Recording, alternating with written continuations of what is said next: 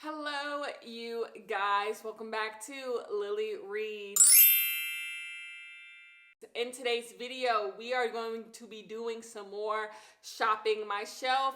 Just like last video, that September TBR, we are just trying to knock it down. So we have 4 more books that I'm going to read in this vlog. So let's just talk about them and let's get on into it. The first book we have is Ordinary Hazards by Anna Bruno.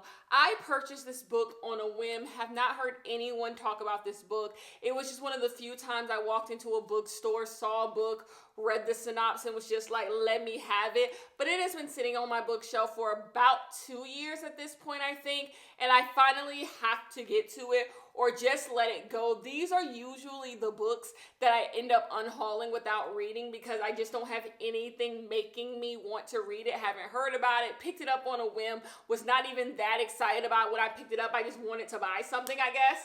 So I am going to read this book. It's the first book we are going to read in this vlog because, like, I got to get it out the way. I want to know what this book is about. The next book we have is The Collective. A few years ago, I did a sponsored video with Book of the Month over on my YouTube channel as told by Kenya. It was the first time I'd ever done anything with Book of the Month, and this was one of the books that I got in that sponsorship, and something about it, I just always held on to it, but I've never read it. I have heard people read this book, and I think people like it well enough. It is time to see if I am going to like it. So The Collective is another book we're going to read. The next book we have is People Like Her by Ellery Lord. This is one of those books where, like, I am hit or miss on, the perils of social media, of like being internet famous, all of that type of stuff. I am so hit or miss, usually miss with those types of books, but I am going to see how this one goes. I don't think it has a high Goodreads rating, but that could mean nothing because last video, I gave a bunch of books solid ratings and they have terrible Goodreads score. So the Goodreads score doesn't mean anything to me. It's just, we'll see. And the last book is by Meg Mitchell-Moore. It is Two Truths and a Lie. This book is the most like Kenya book. These are usually the thrillers that, I enjoy. So we're going to see how this one goes. And those are the 4 books we are going to read this week. So you guys are just going to hang out with me for the next 7 days. And yeah, we're going to read some books. I will see you guys in the first clip.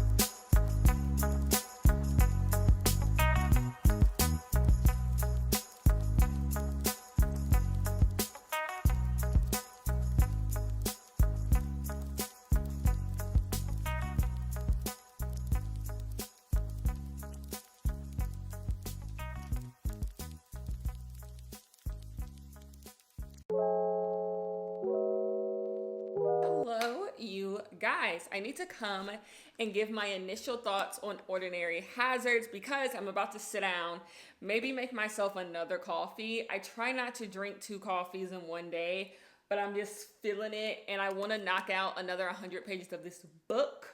So anyways, I was about to read some more in a good chunk, so I wanted to come and give initial thoughts. So I am on page 80 of Ordinary Hazards, and this book is so interesting. So in this book, we are following a bar. You could say we have a main character because we do, but really this book is about this bar called the Final Final. The reason why it's called the Final Final because you have like the town where it's like this is the final time you can get gas, go to a restaurant, and then this bar is after that. So it's called the Final Final. And we have this main character, her name is Emma. And Emma is at this bar. I believe this book all takes place in one day at this bar. I think. And she's at this bar, and there are different characters coming in and out of the bar. And through these different characters, Emma is going back in time and telling us events of her life. And we are getting insights into Emma's world and Emma's thoughts. Emma is rich. Emma comes from a rich family. And then she started a business with her best friend. And they got really, really rich. She moved to this town because she wanted to be a teacher. She ended up being a school teacher. She was living in New York City. She was in finance in New York City working on Wall Street. She only made it 3 weeks in Wall Street. And she moved with her boyfriend to this town. Her and the boyfriend ended up breaking up, but she stayed in this town. She became like a teacher at a university. And she met her husband named Lucas. Something has happened with Lucas, and we're going to figure it out, I'm sure, eventually. But through this, we are just getting little stories about Emma's life. Thoughts. These are my thoughts. I always talk about this thing. Am I a character girl? Am I a plot girl? Like, what is it? Can I read a book that just has vibes? And I think the answer is yes, if the vibes are good, because there's no real plot in this book. It's just this woman at a bar. But I feel like this book is fully actualized. I think my enjoyment is based on if I think the author has done what they are doing to the best of its ability. My issue with vibe books is that I don't fully think the vibes are good. I don't think that the prose is interesting. What this book has to say is interesting.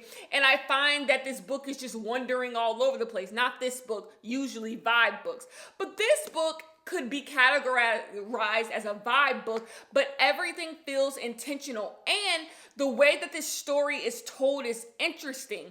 The way that the author shifts between present and past, and when the author chooses to give certain, stories about certain people, the things that you're supposed to take away from each story is really, really good. I'm going to look at the blurbs. There's quite a few blurbs on the back of here. I'm going to find which one really speaks to me. Maybe it's Claire. Claire Lombardo says, seen through keen eyes and full of deep feeling. I think that's what it is. This book is so specific in what it's trying to say about the world and about people, but it's not on the nose. You can take what you want to take from it, but the stories that this book is telling or what it's saying about certain characters is very specific. And there's certain things, honestly, in this book that I actually find quite breathtaking. Like some of those observations that this author is able to make about life, or what this author is saying about life, is actually kind of like brilliant at times. I'm going to be honest with you. The Kirkus Reviews says this is masterful, and like at many times, I truly agree. Now, I'm giving this book a rave review so far. Do I think it's going to get 5 stars? I don't know, because back to what I was saying, do I ever give vibe books 5 stars? Am I enjoying this book because I've never heard anybody talk about it? And it's surprising me. This also is one of those longer reads in a sense that like it takes me longer to read the pages. I read about 1 page a minute. because you really like the way that it's told. Like you really got to, read the sentences like well to really get what's going on. And I will say, if you are someone, you know how I'm a stickler for like magic and how magic is used in books. If you're a stickler about time and timelines and you have to have a clear timeline when you're reading a book to understand a book, this ain't the book for you, because the timelines are a little shifty and hard to follow. But I am liking this book. Anyways, we have an unboxing. Remember during what's it called, Summerween, I ordered some stuff on Pottery Barn. Well, some stuff came in, and I think I'm just gonna put it out, even though by the time you're watching this, I believe it's already fall. It's not fall at this current moment. I have to go to my storage unit. Having a storage unit is so much fun through 9 months of the year. 9 months of the year, not having to look at all the decorations and mess in my house is great. But those 3 months when you need the stuff, so Halloween, Thanksgiving, and Christmas, baby, I do not want to go to that storage unit. I do not want to go to that storage unit, load up my Jeep of all that stuff, but I need to. So I'm going to try to convince my man for us to do it tomorrow. We'll see. But look at this. Is that not gorgeous? Yeah, I'm going to put this out now. This is beautiful. I was thinking of putting this on my bed. Look at this. This is worth all like what, $70? This is worth every last dollar. I love these. If you follow me around Christmas time, you know I love the Christmas pillows from Pottery Barn. But I have been wanting these, and because this is the first Halloween where I'm actually not doing a theme. So one year my theme was all pumpkins, and then another year my theme was like all skeletons. But this year I'm doing a mixed mass of everything. Like I'm gonna have skeletons outside. The theme is really important for my outside. Like if I'm gonna do pumpkins outside or skeletons outside, I have to decide. But I'm just gonna do a mix mash of everything this year because I just want to. I just want to be gaudy this year. And so I was like, Kenya, get this, and I did, and that is gorgeous. And so I have another one. Let's see.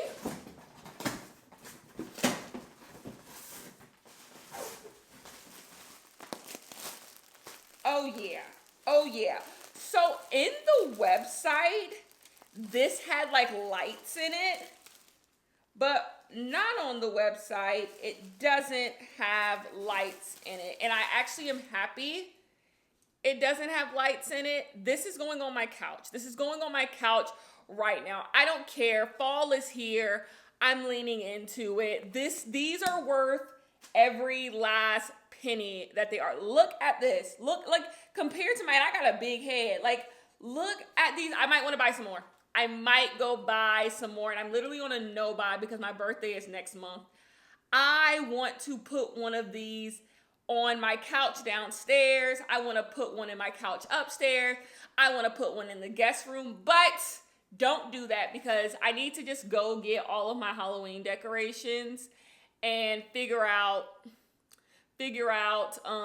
what I already own, because I already own so many pumpkin stuff, and I just need to go get it. So anyways, yeah, I'm putting this on my couch right now.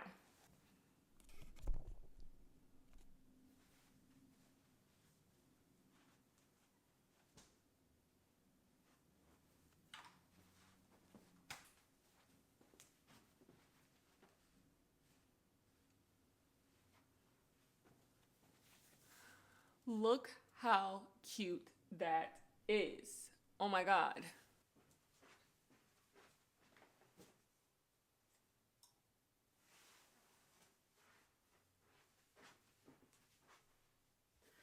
Hello, you guys. I have finished the first book for this video, Ordinary Hazards by Anna Bruno, and I am going to go ahead and give this book 5 out of 5 stars. I often talk about books about grief and people overcoming loss, And I kind of find those books to be generic. Or when you're talking about books that are about, you know, the human spirit and, you know, overcoming bad things that happen to you, think books like The Catch, Family Meal, and somewhere on my bookshelf, The Midnight Library. Books kind of about grief, books about choosing your path in life and kind of overcoming obstacles.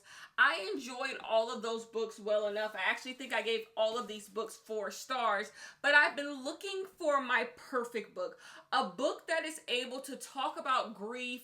It is able to talk about overcoming all of the bad things that happen to you in life, but aren't kind of cheesy, aren't kind of, you know, generic, that, you know, you already expect the point that they're trying to, you know, give to you. And that is this book. This book is smart. This book is clever. This book is funny. Every single word on every single page of this book is so intentional. And the characters in these books are so good. And the author of this book uses our main character to, like, she hits on universal truths, but also is able to give you a unique experience. And I'm so sorry, this book fully works for me. This is one of those books that I genuinely believe everyone should read in their lifetime. I know I'm going, like, you know, I'm going full out about this book, but this book was genuinely so well crafted. That's the perfect way to describe this book. It is so well crafted. It is so intentional. And it's direct. It's direct in its messaging. It's not trying to, you know, cast a huge net like a book like, to me, The Midnight Library. I don't think it's too specific as the Family Meal. And I don't think I think it's better written than The Catch. I just think this book is able to hit every single point that it is trying to hit. And I just found this to be so freaking compelling. It's a slow read. This is not a book that I think you will read in a day. You could read it in a day. It's not that long, but I think it's a book you really need to sit with. This is the type of book that I think people could put on their nightstand and just read before a couple pages before bed every single night. This book might have, like, low-key changed my life. Like, I don't know, every single page I, like, took something from it. The quotes were good. Everything just worked. And like I said, it was also funny. Now, something was going on in this book, and dog owners, I need you guys to explain this to me. I am not a dog owner, and I do not really like dogs. I don't really like pets, but talk to me. Do y'all let y'all dogs clean y'all plate? So if you let your dog eat human food, if you are eating, let's say, like a bowl of stew, once you're done with the stew, do you guys let your dogs, like, lick your bowls and lick your plates? See, this is why I don't eat out of people's houses, because in this book, it was a thing that her and her husband did. They let the dog, like, clean their plates. Ew, y'all are gross. This is something that people do. Oh my gosh. But anyways, 5 out of 5 stars on this one. So we have to move on to the next book. Let me go get the next book. The next book that we will be reading in this video is Two Truths and a Lie. We are going back to kind of, you know, cheesy thrillers, which, like, I don't know what I thought Ordinary Hazards was going to be, but this is one of those moments that feel like I'm kind of getting woo-woo with it. Like, I had no clue what this book was, and I just picked it up because I liked the synopsis. And, like, it just had everything that I freaking enjoyed. Number one, I love a book that takes place in one day. Give me a book that takes place in one day. Also, give me a book where someone is telling the story of their life in retrospect. Y'all know I leave it up. It's one of my favorite narrative devices. I absolutely loved it. Give me funny characters, interesting premise. Give me things about grief and loss and people going through hard things. It just had everything that I loved about this. You will definitely see this book either in most surprising or my best books of the year, because that was fucking amazing. But anyway, Two Truths and a Lie. I'll talk to you guys later. Peace. Hello, you guys. I am back in the same spot, but I am back. I have read 72 pages of this book. and I am making the executive decision to DNF this book. I have decided as a grown woman that I am not a fan of ensemble thrillers. Thrillers that have a bunch of characters and every character has their own story and eventually the whole story will come together. It is not my groove. And I've been figuring out for so long what is the thing I don't like, because do y'all remember, I always talk about how I do not like it when a bunch of people go to an island, somebody dies on the island, we get everybody's POV, and then we figure out who did it. I always hate those books. That is my least favorite thriller setup, is that. People going off to a secluded place or a wedding or something like that, somebody dies, and we gotta figure out from everybody's story who did it. I do not like it. To me, And Then There Were None should have been the end of that. That should have been happened once. It was good one time, and we should have stopped that. It's my least favorite trope. But I was wondering why I don't like it, and I think it's the ensemble. I don't like ensemble thrillers. This is an ensemble thriller. Let me tell you really quickly what it's about. So in this book, we have this town, this, affluent town. We have a woman who has moved to this town with her daughter. They clearly have secrets. They are running away from something, and they are trying to get acclimated into this new, environment, trying to basically fit in, because this community is very specific about who they let in, who gets to be in, and who gets to be out. So she is trying to be in. But everybody has secrets. We have kids, we have other people in the town with secrets, and that's why I call it Two Truths and a Lie. Who's telling the truth, who's not?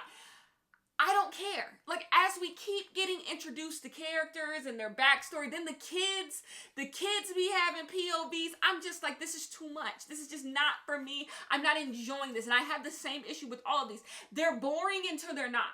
They're boring until they're not. And I just I don't want to read it, especially because this book is also starting behind the gun, because I recently, in my own personal time, read all of Jane Harper's The Survivor and hated it. It was long, it was boring, and it was anticlimactic. And so this being the last thriller that I read, going into another terrible I can't do it. I just can't do it. I'm going to put myself in a reading slump. So I am going to make the executive decision that I'm going to DNF this, and I'm also never coming back to it. It's fine. I bought it on discount.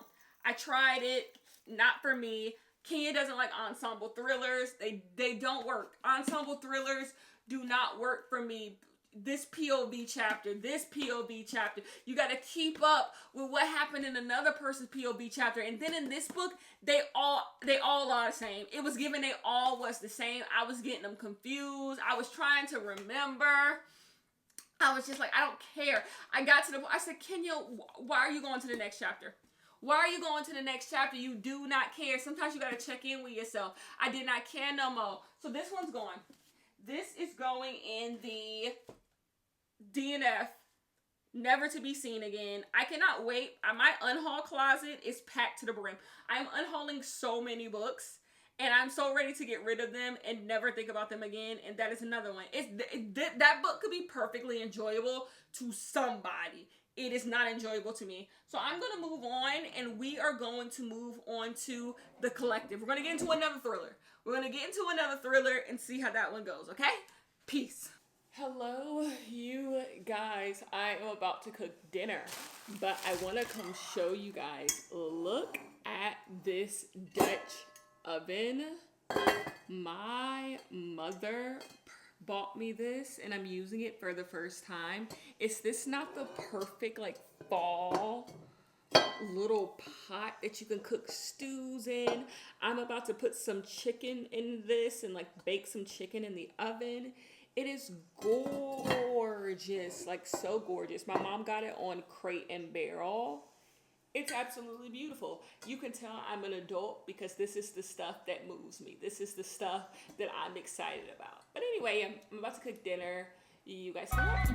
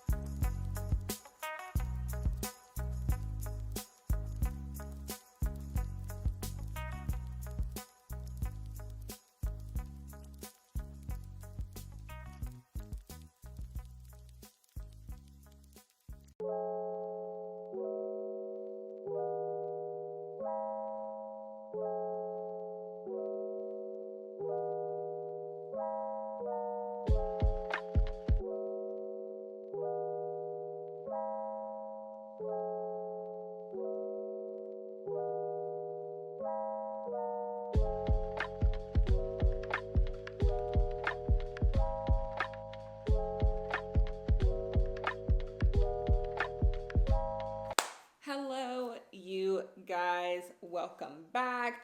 I have some initial thoughts on The Collective by Allison Galen. So I am pleased to report that I am reading a thriller I am actually interested in. You guys saw from that last clip, I was saying how I have not really, the last two thrillers I read just really didn't grip me at all. So I was worried I was going to be in a thriller slump, which this is the worst time to get in a thriller slump because October is around the corner. But luckily, The Collective has kind of gotten me out of that, because in this book, we are following a slew of murdering mothers. We meet this woman, I believe her name is Emma. I made that up. I think her name is Camille. Camille is a grieving mother. She has a daughter who has died, and we meet her, and she is at the award ceremony of the guy she believes killed her young daughter, her 15-year-old daughter. And she basically runs to try and attack the guy because he's clearly not in jail for what he did. People take videos of her, and it kind of goes around that this mother who accused this boy of killing her daughter is still, on a rampage, still does not like this boy, and is trying to bring harm to this boy. Everyone around Camille is like, you need to knock it off. You need to get help. But she doesn't want to get help. She doesn't want to knock it off. She knows that everyone around her thinks she's insane, but she doesn't care because she believes this boy needs to pay for what he did to her daughter.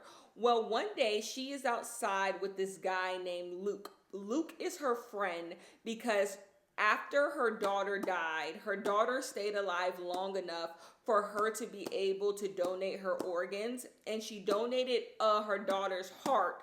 Emily is the daughter's name. She donated her daughter's heart to this guy named Luke. This guy named Luke is famous. It's a whole thing. So basically, they were able to have a bond because, her daughter gave him a heart, allowed him to live. So they were out and about. And because Luke is famous, someone came up to them and handed her a card. Well, this card was the low-key invitation to this group of women who kind of get justice on the wrongful deaths of their children. And that kind of starts where our story is. This book is really, really interesting. What I'm enjoying the most about this book is balancing a lot of things, and I think balancing them well.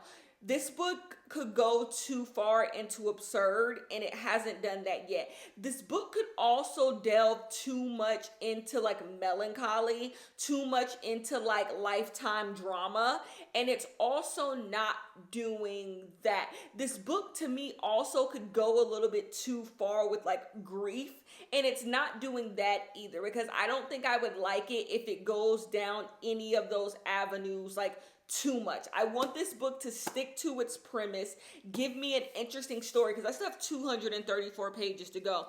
And I'm curious of what this book can do in 234 pages that it hasn't already done. I'm curious how this is going to go, if it's going to keep my attention or if it's just going to keep going in the same circle. So I want it to just stick to its plot and just go home, because I think anything else would just become either, number one, a little too griefy, a little too melancholy, a little too silly, and I don't want that. But overall, I am enjoying it. I'm enjoying it more than I thought I was going to enjoy it going into it. It's an easy breezy read. To me, this is the type of book you kind of want to pick up on a fall day, nothing too much, not hard to commit to. I am enjoying my reading experience, and that's how I know I did a good job at DNFing the last book, because I was not enjoying my reading experience. But I'm going to keep reading this, and I'm going to come with my final thoughts. So peace. To excitedly show you guys some fall stuff I put out. I have not gone to my storage unit yet, but I still had some fall things that were around my house that I put out as well. I was able to put out my little pumpkin ramekin. Inside are just Hershey chocolates. That has been my craving lately. I don't know why. Every now and then I just get a craving for those. I also was able to put out some stuff for the coffee area. So I was able to put this out, which you just put hot water in for tea right here. And then right here you can put if you do sugars, anything like that. What I like to do is put excess coffee beans inside of this. So when this is out, I just go in here and I just pour into that. And then with this, actually, I'm going to be honest, I like to put tea bags in here. And just, you know, whenever I want to, you know, grab some tea, I put it into there, however that goes on. And then I was also, you want to know what's something that's so crazy? I guess I don't have many Halloween mugs, but maybe I have them in storage. I don't know. But what I do need to do is do a mug clean out. I own too many mugs for someone who rarely uses mugs. So I want to get rid of literally all of my mugs except for like a few. I have a few with my niece and nephews on them from their school. I'm going to keep those. And a book club one, this I got when I graduated from college. But there, I have like a whole thing of mugs that I need to completely get rid of. So that is something that I'm going to do, maybe with you guys, probably not with you guys. But yeah, I got to get rid of some mugs. And we have my stove. This is the most unserious thing that I do during this time. I have a lot of fall pots. So I have 2 pots. I can't pronounce this. Are they like Le Creuset, whatever people call them. I have 2 of these pots. It's actually a long story on how I got both of these pots. Maybe I told them in a vlog a couple of years ago, but I didn't pay for either of these pots. I got them for free and now they're just here. And I like to keep them, like you can put stew in this. In Summerween, I made bread in it. These are like very nice. And then I showed you guys earlier that my mom got me this pot and I absolutely love it. Look, it cleans so well. And I just absolutely love it. So those are some fall things that I've already put out. I did not know this off jump, but this little guy right here, he lights up. So there's a reason why it was like lit up in the Pottery Barn photos. There's a battery pack in there. Should we put batteries in it? Let me see if I have batteries, and I'm gonna put batteries in it if it lights up.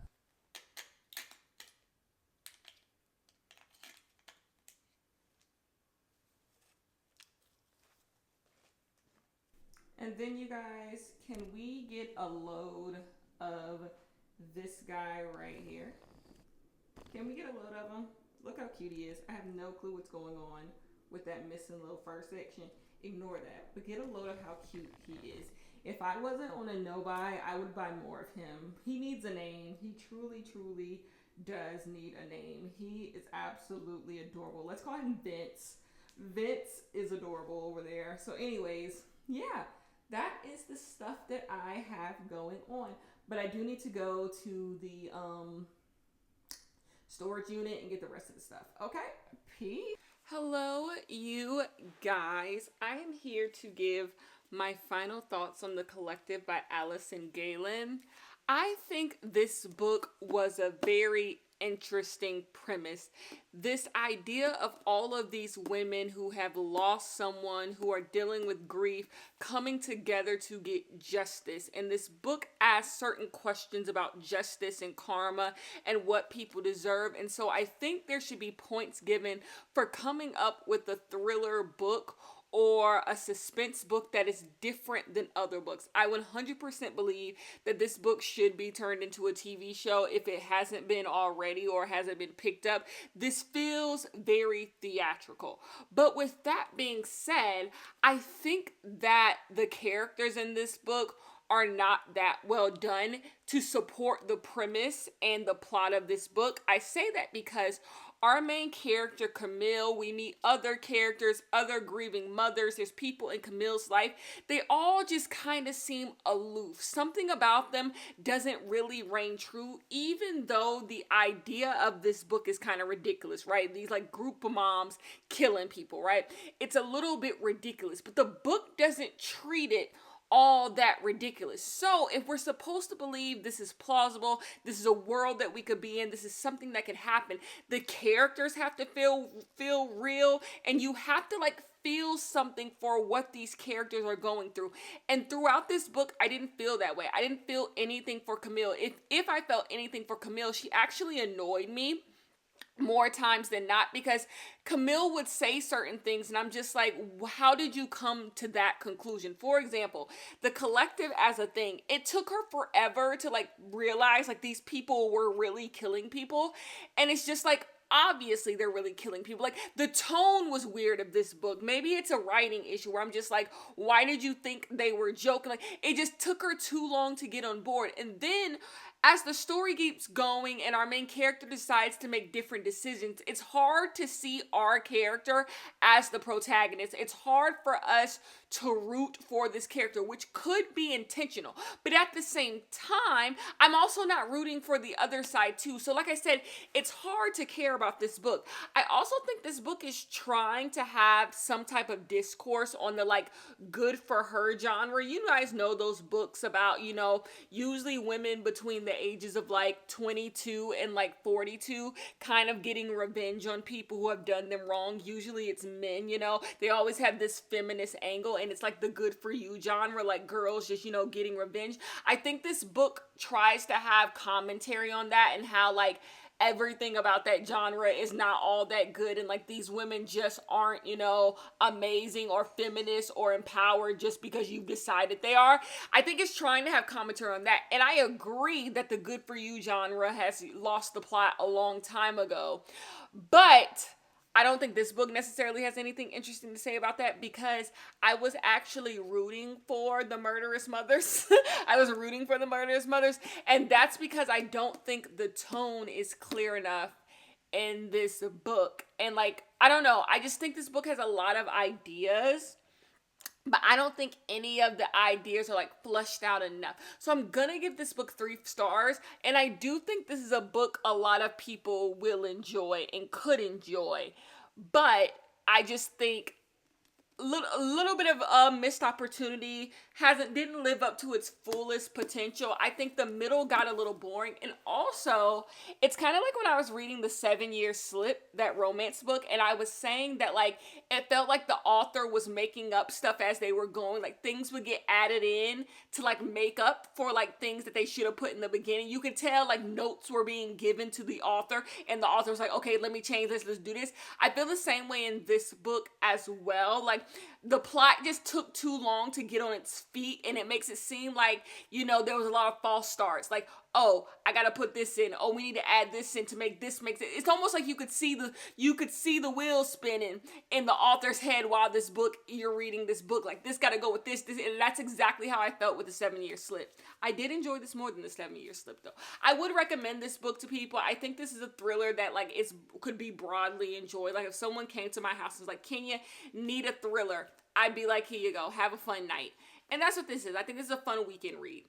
But anyways, let's move on to People Like Her by Ellery Lloyd. I feel good because we've gotten a 5-star read. This is probably the most like all over the place vlog I've ever done. We got a 5-star, we got a DNF, we got a fine book with the collective, and now we're on People Like Her, which I think I could love this book or I could hate this book.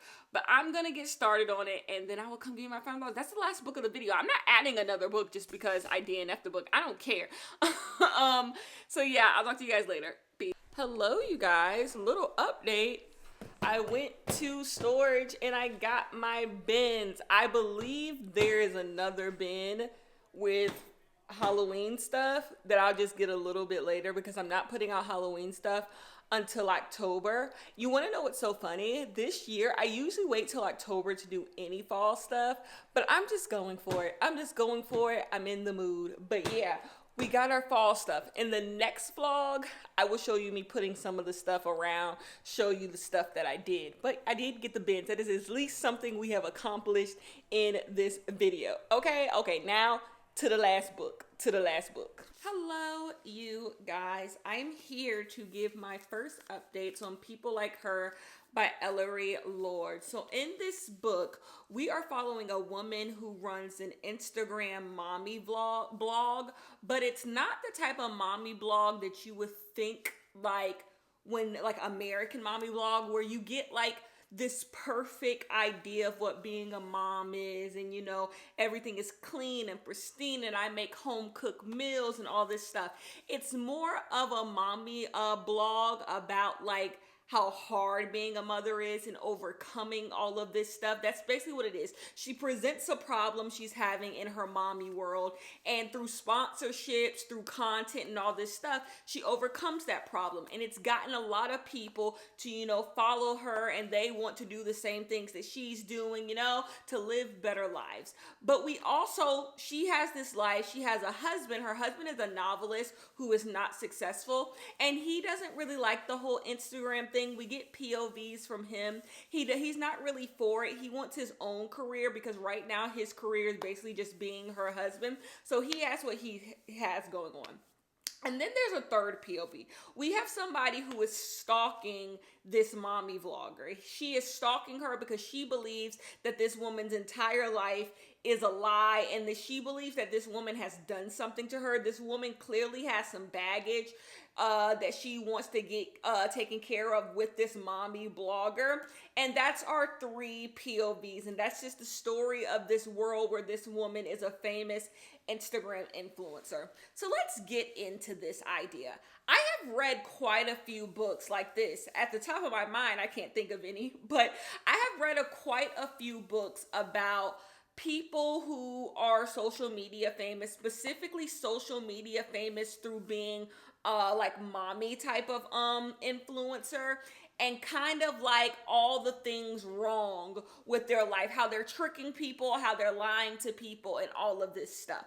And oftentimes when I read those books, I don't feel like they have anything all that interesting to say. Sometimes it feels like the person writing the book just has no clue how the influencer world works. And so they're trying to, write from outside of the club, and it feels that way. It almost feels a little bit too judgmental to the mommy vloggers, to the women who make content about being a mother.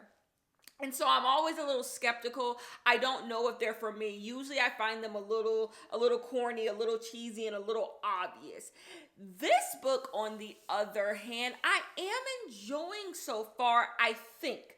I am enjoying kind of what this book has to say a little bit about influencer culture, because it's explaining how people get certain audiences. Usually in these types of books, we get into the story. The person is already, built their empire, and they're trying to sustain their social media empire. So they're doing all types of stuff.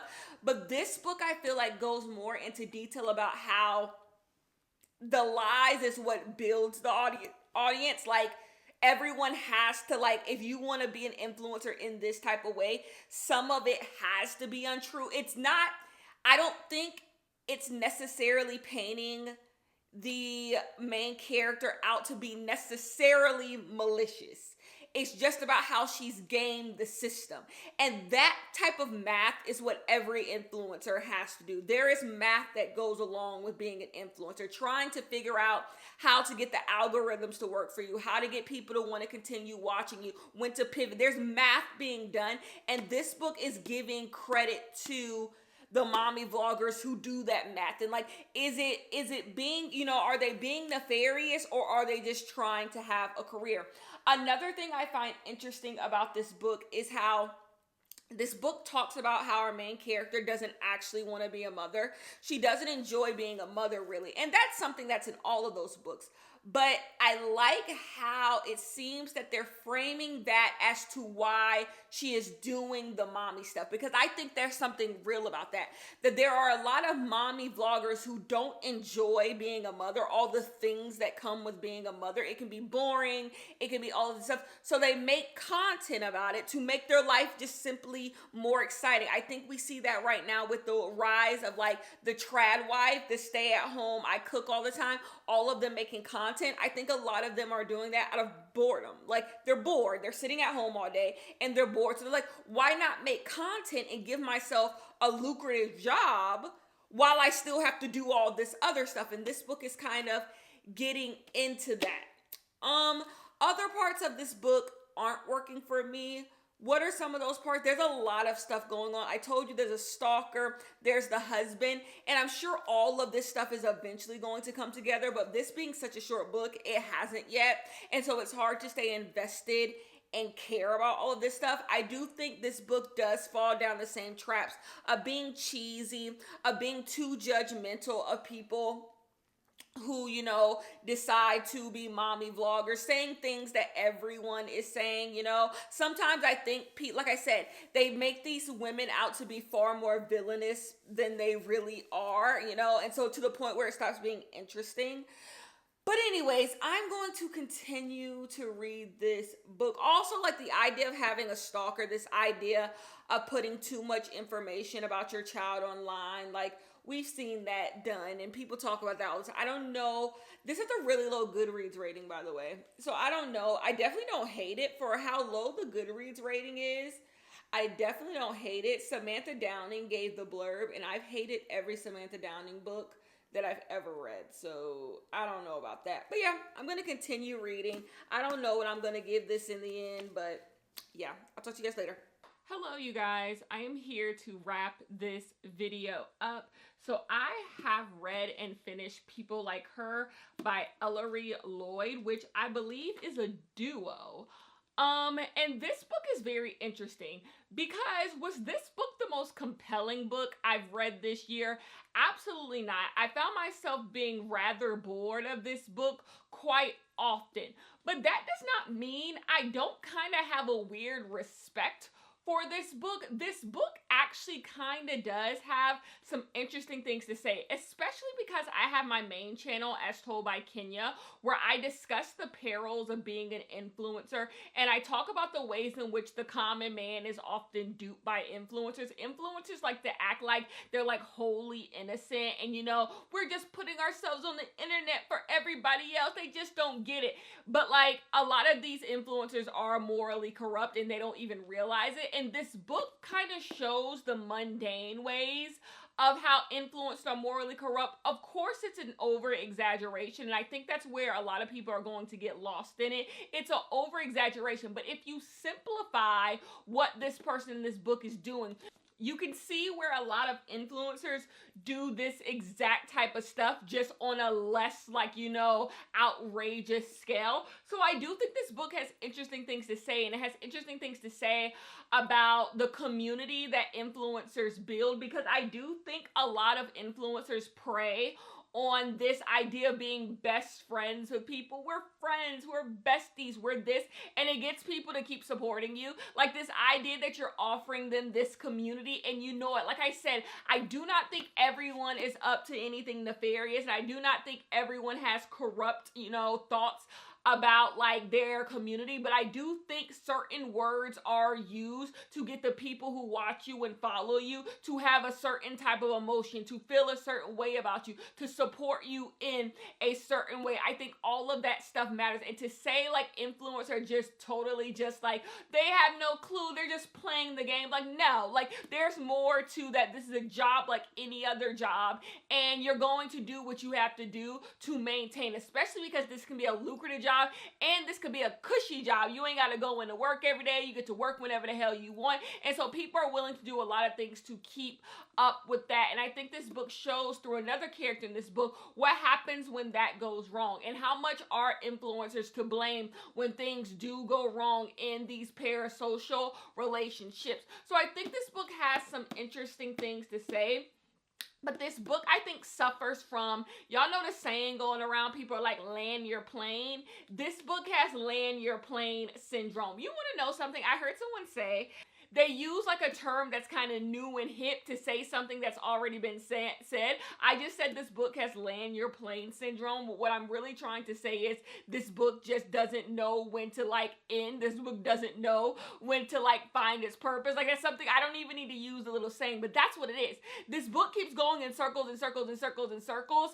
And it's just like, when are we going to get to a plot? When does the plot start? I kept like reading, like, I'm like, when does the plot start? Like this book is definitely the journey is the destination type of book. But yeah, I think I'm gonna give it 3 stars. It wasn't the worst book in the world, but like I didn't love it. So in this video, we had 1 DNF. Never wanted to go back to this book. Do not ever plan on going back to this book. I will be unhauling this book. We had one book that was meh to me, meh. I do think a lot of people will enjoy this book. If you are someone who doesn't read thrillers often, or you are very amused by kind of the popcorn thrillers, the airport thrillers, this is for you. I'm not judging. I'm giving it 3 out of 5 stars, but like it just didn't blow my mind. But I do think this was a really interesting premise. And then the best book that I read in this video, and definitely maybe the best book I've read in the past month or two, is Ordinary Hazards by Anna Bruno. This is criminally underrated. This is criminally underrated. This is the type of book that I want to read. Like, it just was interesting. It was creative. It was unique. It just all worked for me. 5 out of 5 stars. Now, it is not the end of the video. It is not the end of the video because I have some books to haul for you guys. So, these books have been sitting here for quite a while. If you've looked in the background of my videos, you know they've been sitting here a while. So I did some discount shopping to see, you know, what the discount section at the bookstore had for me. And they had 2 books that I was happy to get my hands on. The first one is He Who Drowned the World by Shelley Parker Chan. I plan on reading in December She Who Became the Sun. I plan on reading She Who Became the Sun in November, actually. Do you guys remember that video I did at the beginning of the year where I have to read 2 books every month that have been sitting on my bookshelf? I've been 100% consistent with that. Have you noticed in my wrap-ups? And next month, She Who Became the Sun is that. And if I enjoy that book, I am going to read He Who Drowned the World. So why would I buy this without reading the first one? I'm deranged. The next book we have is a book that, like, I've always wanted to read, but I don't own it, so it's kind of slipped away from me. It's American Dirt by Janine Cummins. Yeah, American Dirt. American Dirt was really popular in 2020 and 2021. And so I got it on discount and said, baby, I'm reading American Dirt. That will be fun. So that's of discount books. Now let's get into some new books because I had an order from Waterstone come in. Let's see what that is about. I know what the book is, but let me just show you. Amari and the Despicable Wonders. I get me another Amari book, and that is so exciting to me. Now, I will say this isn't as cute as the other Amari covers. I say that because the other Amari covers have, like, you can't tell, but these edges are sprayed. They're like silvery, and then obviously you can tell that's purple. But I will be reading the next book in the Amari series. Before I read the next book in the Amari series, I do want to go back and read the first 2 because I've been doing this thing where when I do pick up fantasy, I just, like a sequel, I'll just jump into it, and I shouldn't. I need to, like, be serious and go back and read, catch up, and then go into this. So this is going to be a fun week of reading that I'm sure I will do with you guys. But yeah, new Amari book is here. And then we have a book of the month pick. I was so happy when I found out this book was going to be on book of the month because I was going to buy it with my own money the week that it came out, and then I saw it was on book of the month. Rarely is there a new release that I am excited about on book of the month, but baby, it was. And it is Coco Meller's Blue Sisters. It was a book of the month. You guys know this is one of my most anticipated books for the last half of the year, and it was in book of the month, so I was able to get it through book of the month. That was good. I felt good.